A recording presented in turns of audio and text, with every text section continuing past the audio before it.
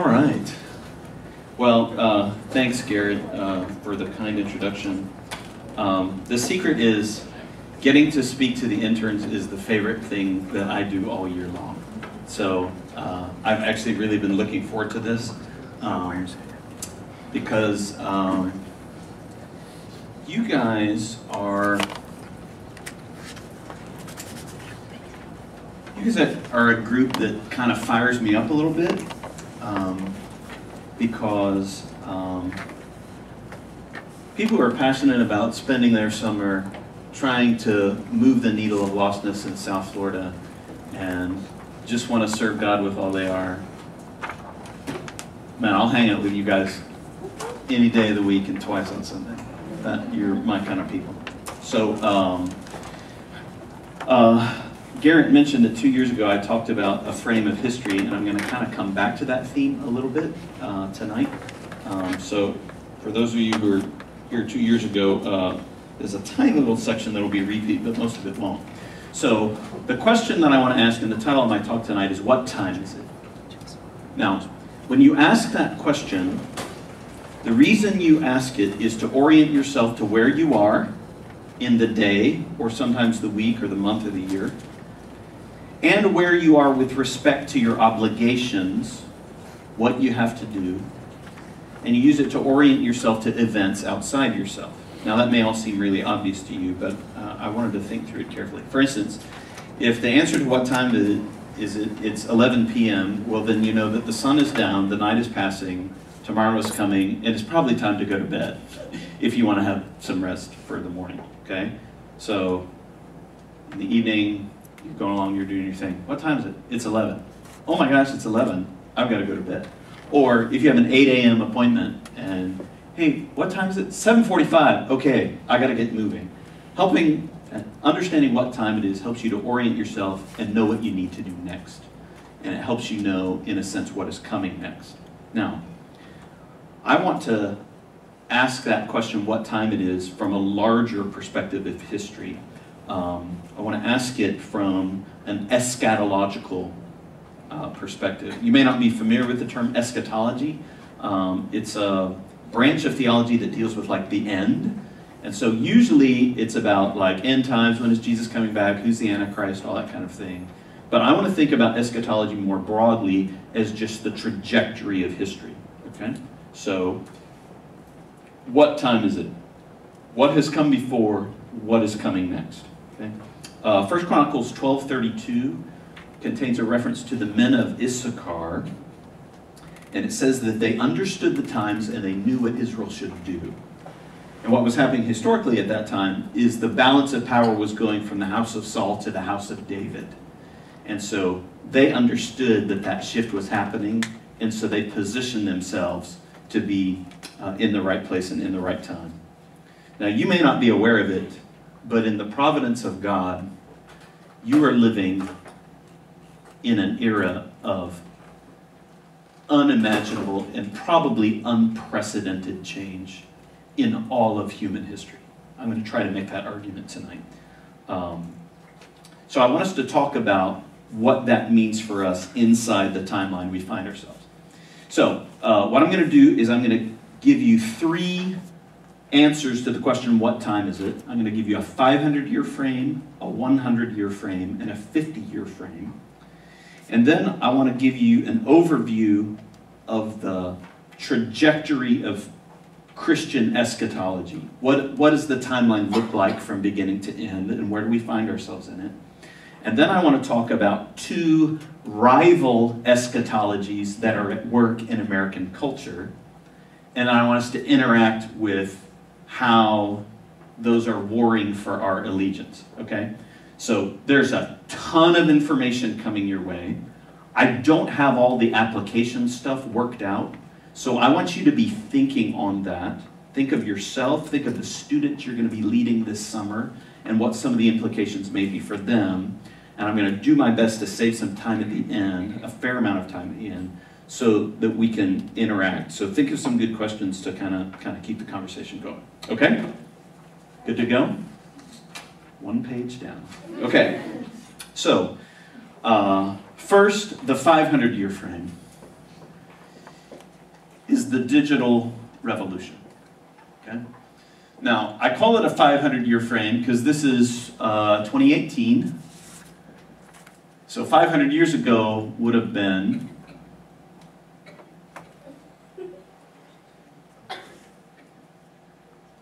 1518. And what happened in 1517? 1517, Protestant Reformation, Martin Luther, 95 Theses, all that kind of thing. Okay. Yeah. All right. So what happened with the Protestant Reformation? Before the Protestant Reformation happened, there was an information revolution, which was what? Yes, the invention of movable type, which made, right, so they could print things before, but they couldn't print and change them as quickly or as easily once they had movable type. And Gutenberg did that. And so before then, for the most part, if you wanted to communicate a message, or if you wanted to hear a message, you had to be in the same place, and at the same time that that message was delivered. Okay? And what the printing press did is it took away the time factor. Okay? So like I could write down something that someone said and I could leave a copy of it. And so somebody could later come to the place where that copy was and they could read what was read. Okay? So movable type detached the need to be at the same time a message was delivered. You just had to have place. And one of the reasons the Protestant Reformation was so successful is that Martin Luther was one of the few people who was printing pamphlets like mad, spreading his theological message all over Europe, and it actually, it was hugely pivotal in making the Protestant Reformation actually happen. Okay? As people could begin to read the Bible for themselves, because there was also the Reformation in terms of translating the Bible. That was a big theme in the Protestant Reformation, right? That's honestly where Baptists came from. Baptists came out of a Bible study movement in England originally, is they got a Bible in English and they gathered together in little groups and they read it and they're like, oh wait, our church is not doing it like this. And so they formed their own churches to do it like the Bible said, and that's where Baptists came from. So we've had a similar revolution. The internet, the onset of digital technology, has now removed the place limitation from communication. Okay? Now you can communicate any message to anyone, anywhere, at any time. Any person, anywhere in the world can say anything to anyone. Okay? On the phone you carry in your pocket, you can communicate, for the most part, with anybody in the world. And if someone has said something somewhere in the world, you can probably go and find at your leisure what it is that they've said and see that message. Increasingly, language is less of a barrier too. Like Google Translate is getting us a long way. It really is. And so it's lowering some of those barriers. You think about what happened at Pentecost. At Pentecost, when you had all these people come together, it took a miracle of the Holy Spirit for them to be able to understand the Bible in their own language. Well, now you just need Google. Right? Okay?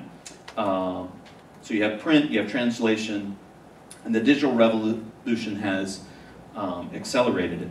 And we are living right now in a season where everything is being disrupted because of the digital revolution. Think about what Amazon has done to retail. Think about what Spotify and Pandora have done to music. So when you guys were little kids, was it like CDs? Right? Okay, yeah, no more, right? Like when I was a little kid, there were still some 8-tracks around, but cassettes were really the thing. And then it was CDs, and now it's all...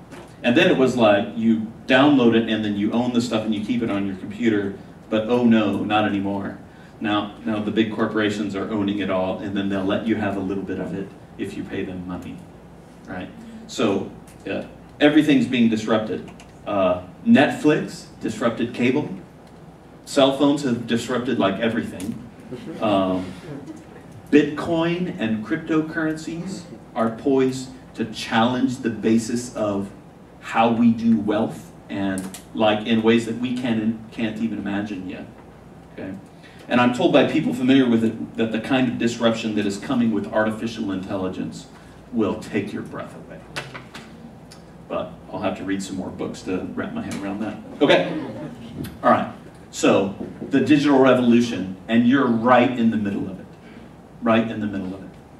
There's probably a level of disruption that we certainly haven't seen in 500 years, and maybe not ever. Okay? All right, let's talk about the 100 year. Yes, this is a better marker, isn't it? Okay. All right. So this is the crisis turning. I'm using technical language from, were any of you here 2 years ago when I did Strauss, Howe, generational theory? Like 3 of you. Okay. Well, I'm going to do a super short version of that. The millennial saeculum is William Howe and Neil Strauss have published a series of books talking about this. They're the ones who coined the term millennial, and they've done lots of generational theory. Anyway, and so the millennial saeculum is basically 1945 to the present. Okay, and so what they do is they divide these 80 to 100 year saeculums into 4 phases, which they call turnings. Right? And every one has a high, an awakening, a unraveling, probably has 2 bells, and then a crisis. Okay? Let's talk about the crisis. The last crisis was the fall of the stock market in 1929 through the end of World War II. Okay? So it starts with a period of economic disruption, and the period also contains, well, I should just read my notes.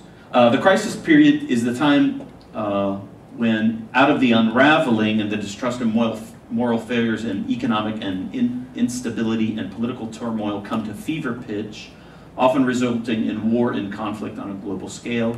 Institutions are destroyed and rebuilt, and at the end, society emerges with a new sense of optimism and a collective civic consciousness, renewal of value, conformity to moral order, which begins the new high. Okay? So the high, right, 1945, everybody came back from the war, and what happened? They got married, they had kids, they bought Chevys, they moved into the suburbs, and they started, and everything was orderly, and everybody was happy, right? Okay? And eventually, so the high is like 1945 to 1964, approximately. The awakening's 1964 to 1984. Okay, so let's think about this period. In the late 60s, what happened? Sorry, what? Yes, you had the civil rights movement happen. What else? My dad was born. No. Yeah, your dad. Okay. Woodstock. Yes. So you have Woodstock, right? You have the hippie consciousness, new spirituality.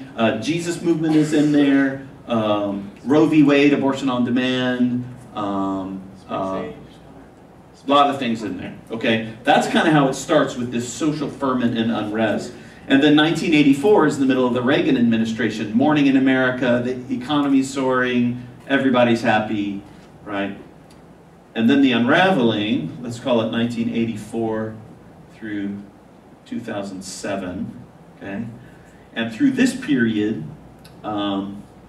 you've got cracks starting to show. You have Bill Clinton's failures, moral failures in the White House. You've got Enron going out of business because of their lies and their shady business practices, and it wrecks the retirements of just tens of thousands of people. And there's increasing distrust and moral decay that continues into the crisis.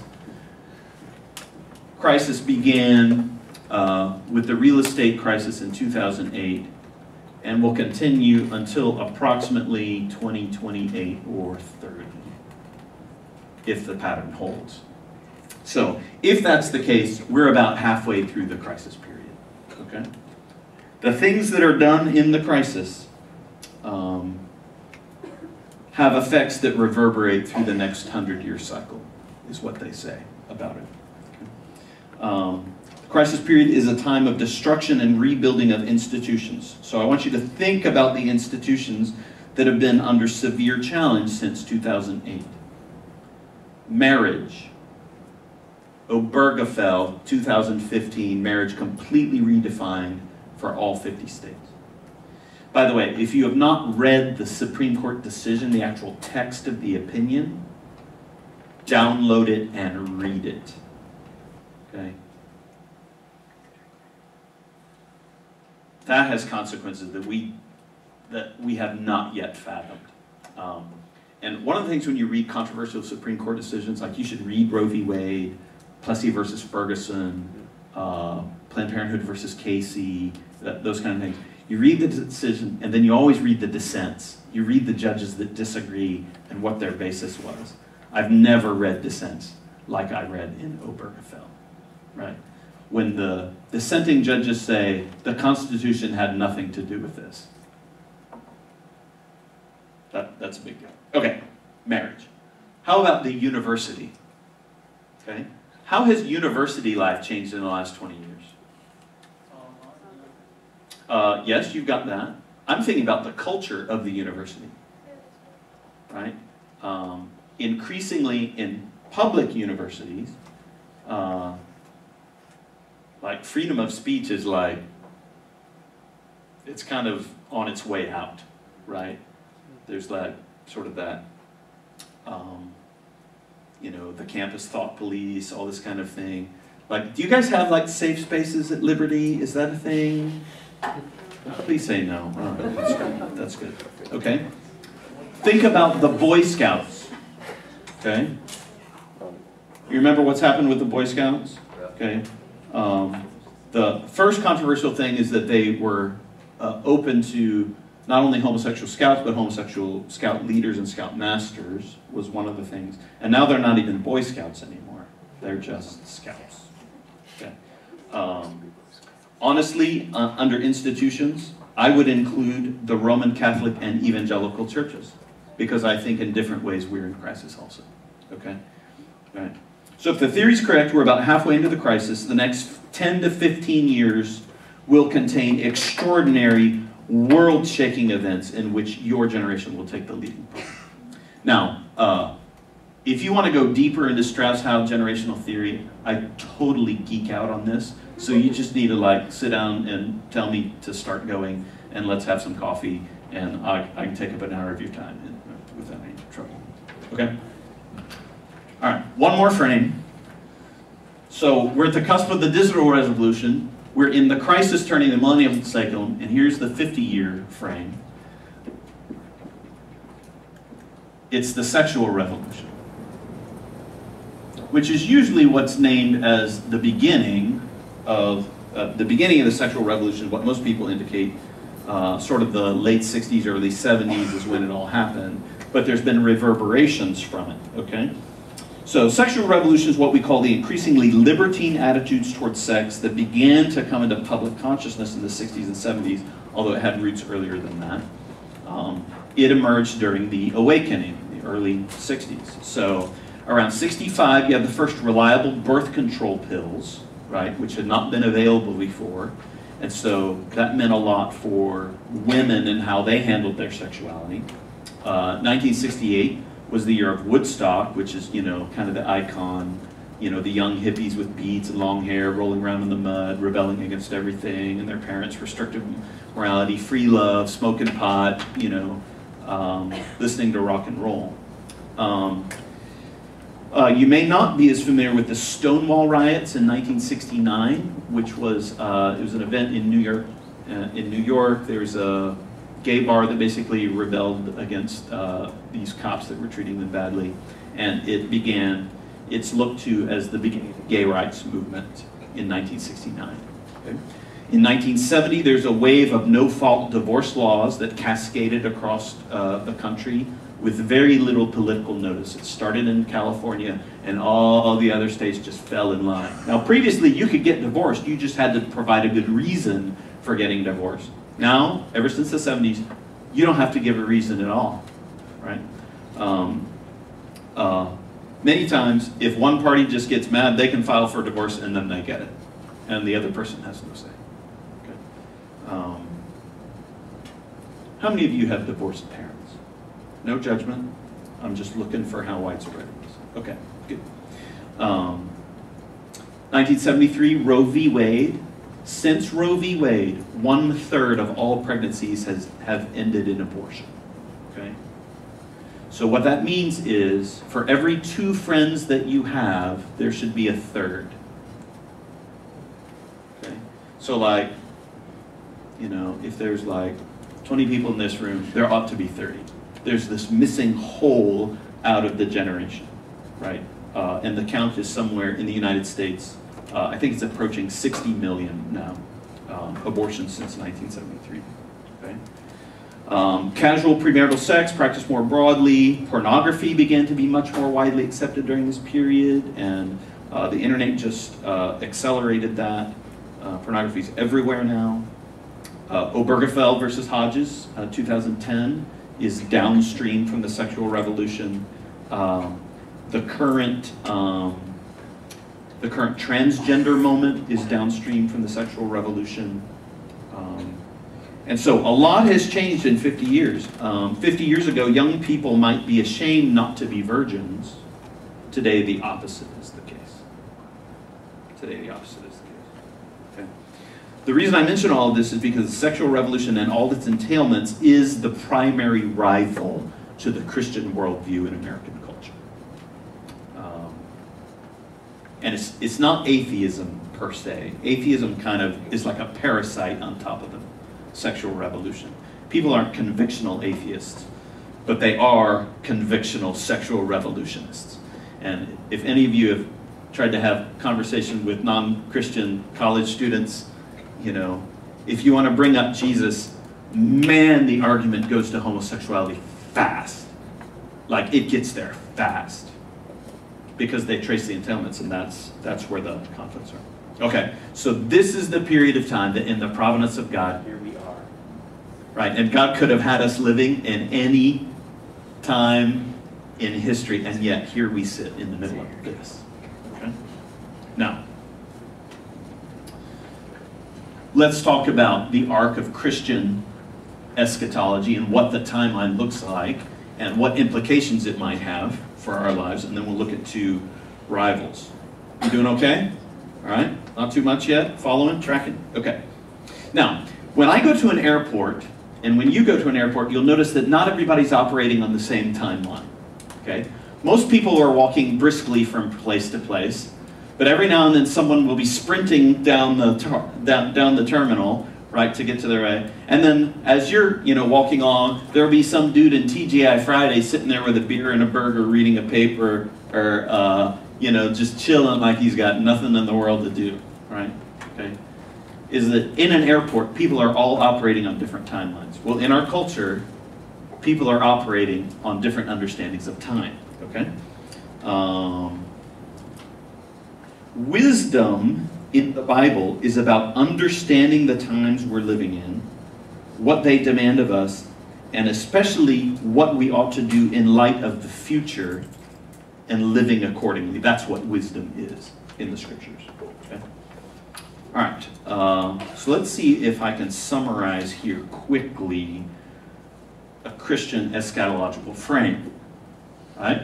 Begins with creation, big circle, let's pretend it's a planet. Okay, then we fall into sin, Old Testament, Jesus comes, dies, rises again, the gospel begins to go out to all the world, latitude and longitude, da-da-da-da-da, and someday Christ will return, and then that will be the end. Okay, so in Christian eschatology, we have linear history, not cyclical. It's going in one direction, okay?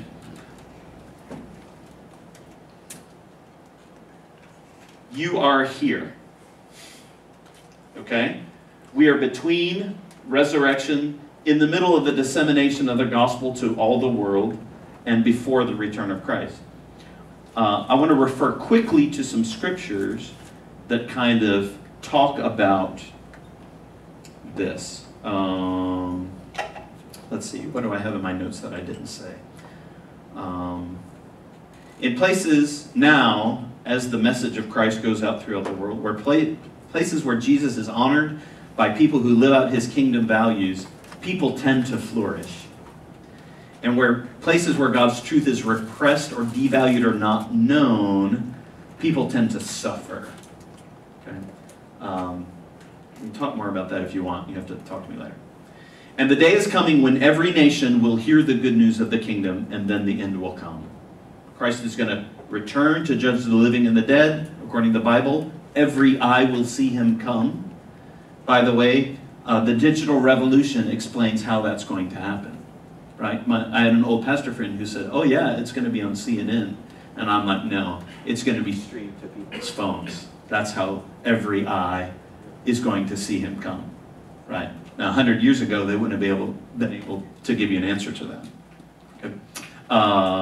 And then he will separate all humanity, like a shepherd separates the sheep from the goats. The righteous come into everlasting life, and the wicked into everlasting destruction. Okay? That's the timeline of the world. Okay?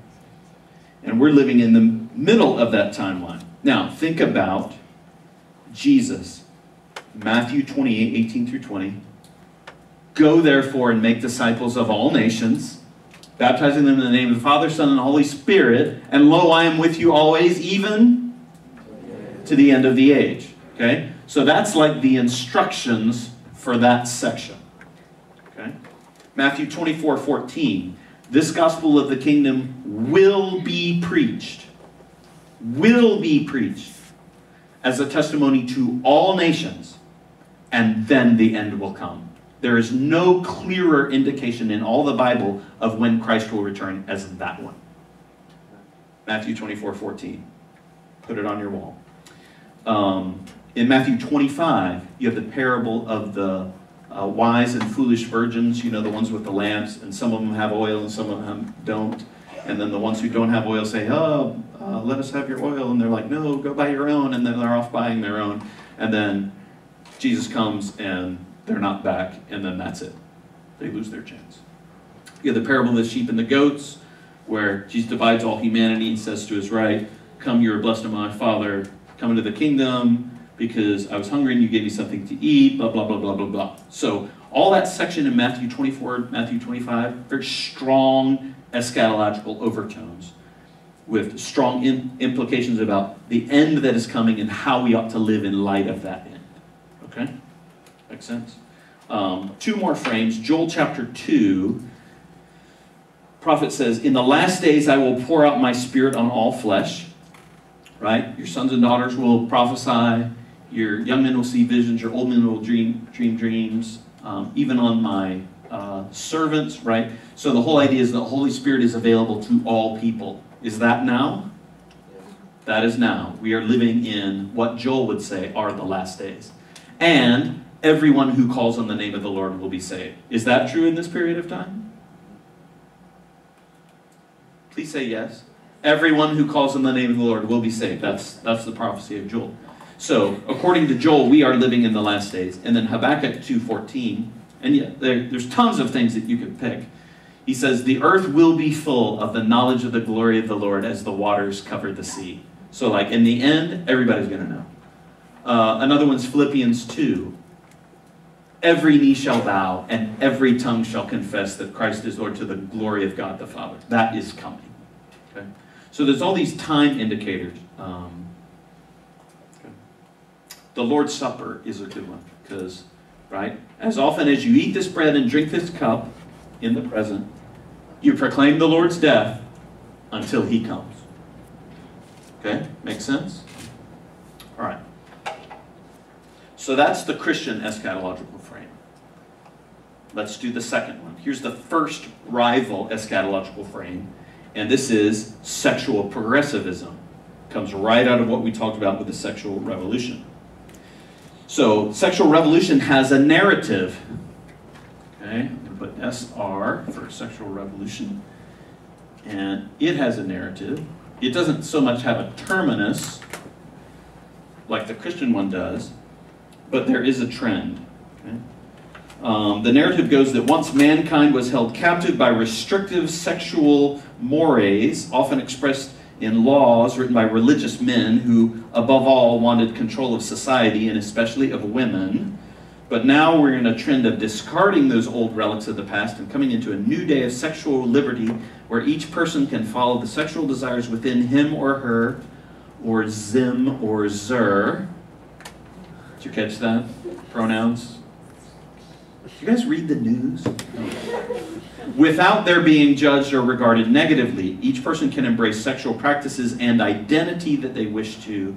The increasing freedom will lead to increasing fulfillment and satisfaction, wider inclusion and diversity as women, homosexuals, transgender people find themselves enjoying equal status to others, and as religion-wielding oppressors lose influence in society and become pariahs. Politically, sexual progressivism aims toward the legal disestablishment of morality. So that means that laws regarding marriage and divorce, abortion, sodomy, age of consent, plural marriage will all be eliminated or liberalized. Individuals will enjoy increasing authenticity as they're finally free to follow their inner desires and forge a sexual identity free of the restrictions of the past. Okay?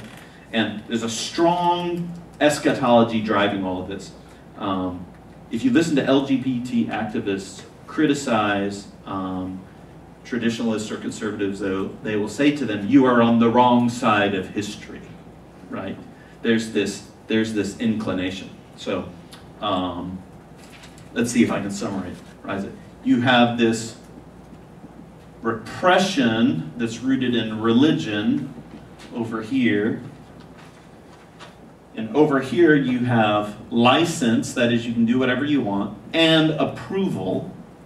By the way, Romans 1, talking about homosexuality, says that they do all these bad things, and they not only do them, but they approve those who practice them. That's part of the downward cycle that Paul talks about in Romans 1.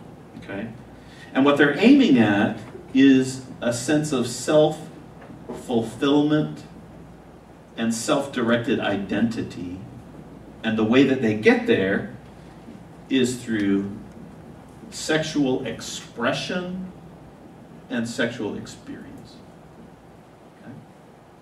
Now,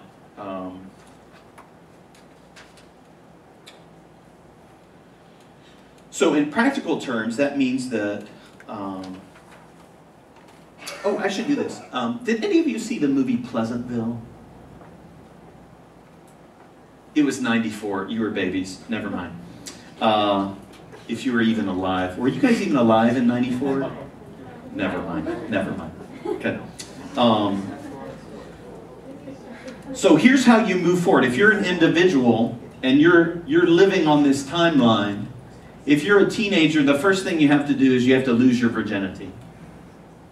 Or maybe like come out as gay or bisexual or something. Something that involves sexual experience or sexual identity, right? There are these sort of landmarks that you have to move through. Now, if like sometimes the sexual identity will be like guys are like, I'm a playa, you know, or they'll try to do like this sort of hyper-masculine alpha male kind of thing, and that's the expression of it.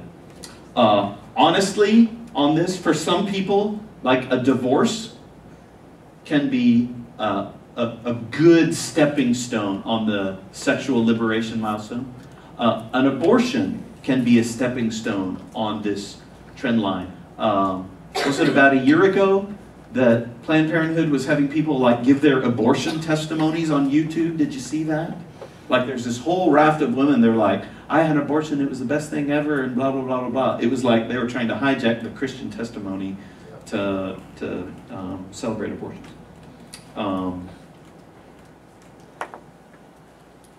And I want you to know how influential this is. I had an opportunity to host a young man who is the son of a longtime friend of mine, and he is currently taking hormones and transitioning to living as a woman.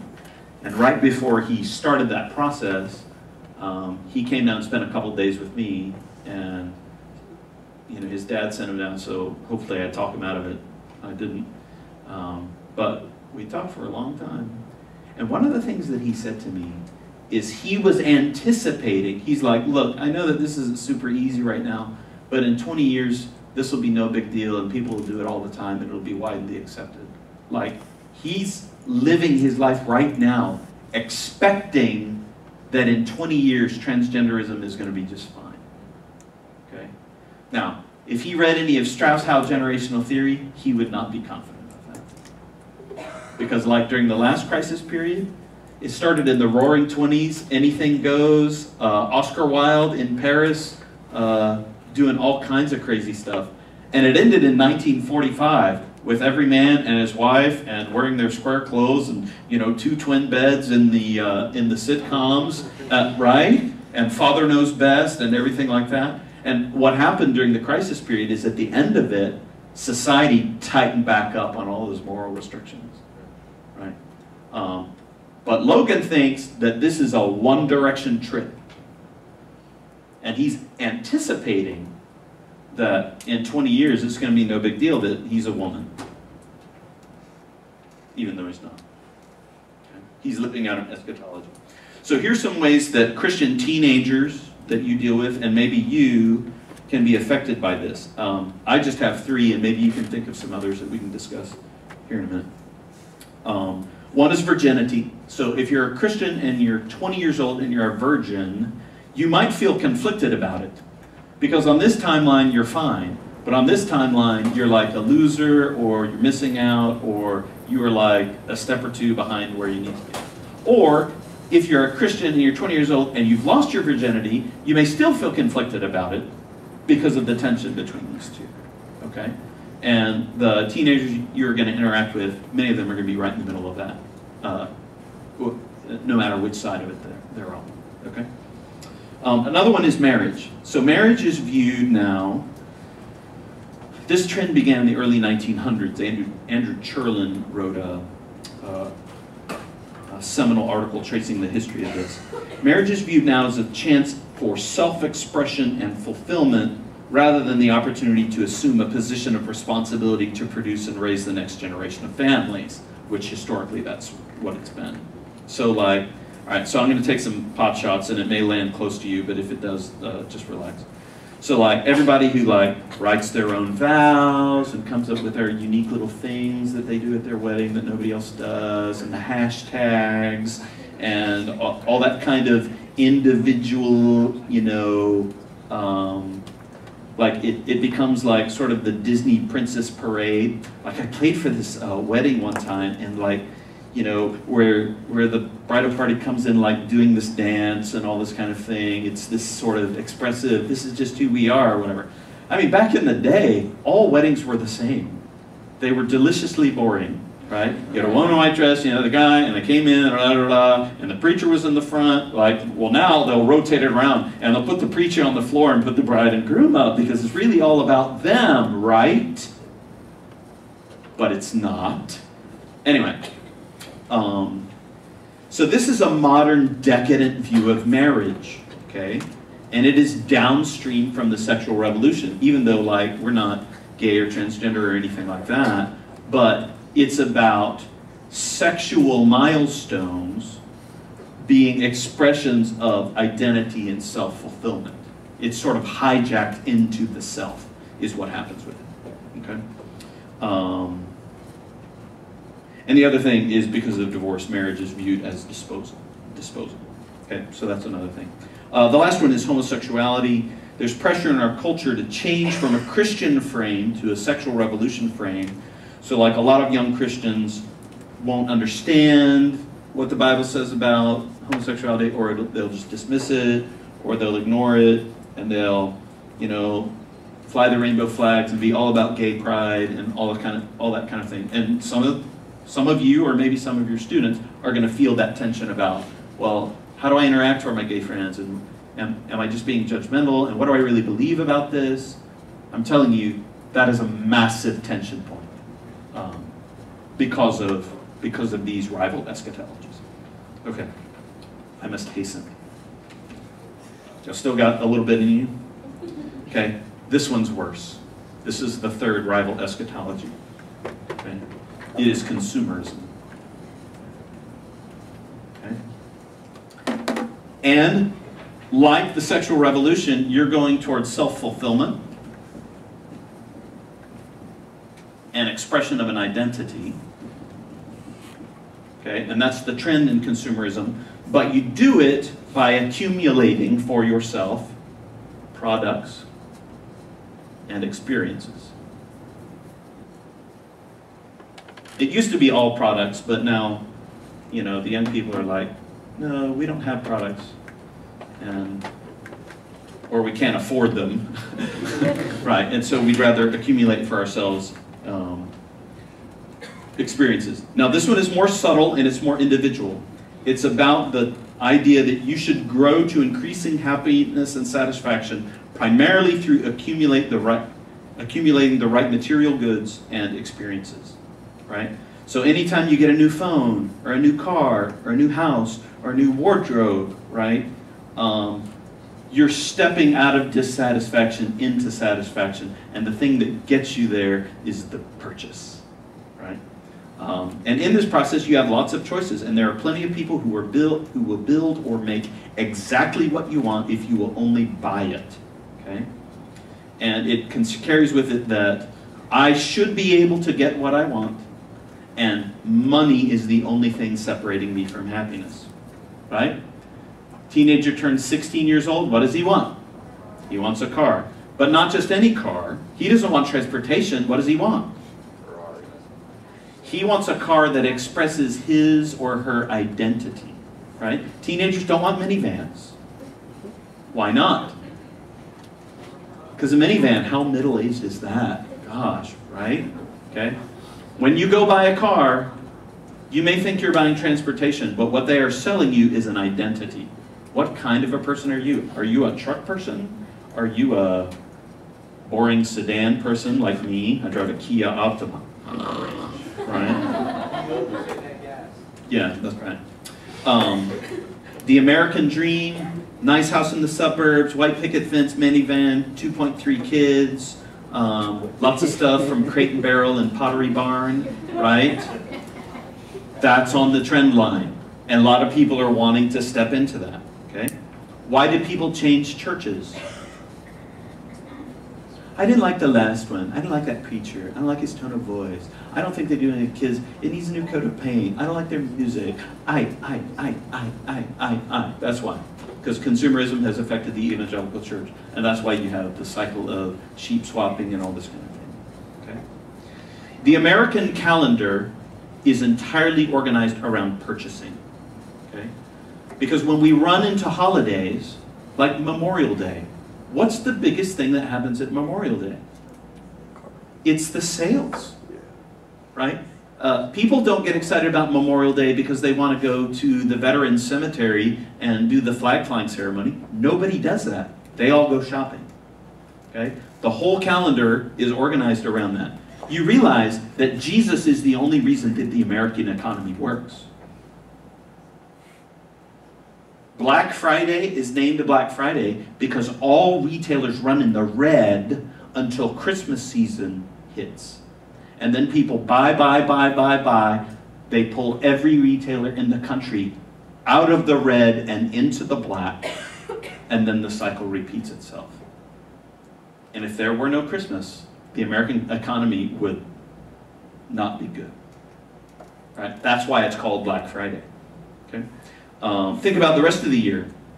Valentine's, President's Day, Mother's Day, dads and grads. It's in the same month, and then it rhymes, and everybody does it. 4th of July, back to school, Halloween, Christmas. Americans culturally organize their entire year around buying. Okay? Ever heard the term retail therapy? Right? I'm not feeling good, I'm dissatisfied, I'm going shopping. Right? That's what they do. The idea of a bucket list is the same thing, except it's experiences and not products. What do you want to do? Well, I want to go see this, I want to go see this, I want to go see this, and I want to do this, and I want to jump out of a plane, and I want to be in a hot air balloon, and I want to, like, you know, release a butterfly, or, you know, whatever. Okay? Dreams of winning the lottery, right? When the Powerball gets up, oh my gosh, everybody, what would you do if you won $360 million? Well, you know what would happen to you if you won $360 million? And this is exactly what happens if you read the stories of lottery winners. It will destroy your life. Some of the stories that I've read about lottery winners, I mean, they would make you ball up in a corner and cry for these people, these poor, innocent, like middle-class people who get this massive infusion of cash, and it destroys every relationship that they have. It's really bad. It's really bad. Okay. Consumerism commoditizes everything, including relationships. How about this? Have you ever ghosted a friend or been ghosted by one because your relationship no longer delivered sufficient value? Okay? We certainly approach marriage this way, right? You stop being satisfied, people get divorced, and you're done. Okay? Right? Instead of seeing people in relationships as intrinsically valuable, they're only instrumentally valuable as you get a sense of satisfaction from them. That's part of the problem. That's why we don't even know how to do relationships anymore. Okay? Consumption is also an identity. Brands are the new religion. What does it say about you if you wear a Rolex? Help me. Means you got money. What does it say about you if you drive a Chevy pickup truck? Very nice. They think my tractor's sexy. What song was that? Okay. What does it say about you if you have Mac products? You're trying to get. You're cool. You think differently. Steve Jobs, California. Da da da da. What does a teenager say about himself if he buys and drinks Red Bull? Or Mountain Dew? Or wears his Beats by Dre? Okay. Think about the link between CrossFit and identity. Right? That's one where, oh my word, right? CrossFit is not, it's not a fitness brand, it's an identity. Okay? And we consume to express who we are. And we find, careful now, we find our identity in consumption instead of our identity as children of God and followers of Jesus. Okay? So, part of the process of discipleship involves learning to live in the values and the timeline of Christianity and not the world. I want to read you very briefly a section from Ephesians 5 that I came across this morning that, strangely enough, written thousands of years ago, hits the same themes. Now pay attention. Paul says, 5:3, sexual immorality and impurity or greed, why does he say greed? Should not even be heard of among you, as is proper for saints. Verse 5, for no one recognizes this. Every sexually immoral or impure or greedy person. I was so interested that it's consumerism, even back in the first century. Or greedy person who is an idolater, Paul says, does not have an inheritance in the kingdom of Christ and of God. And he says, pay careful attention then to how you live, not as unwise, but as wise. Remember our definition of wisdom, living in light of what is coming, making the most of the time, because the days are evil. So, what will it take to live a life centered on Jesus and not on self, either in the sexual or in the consumerist sense? Here's my brief conclusion, and then I'll take your questions. To avoid a life conformed to consumerism, it'll take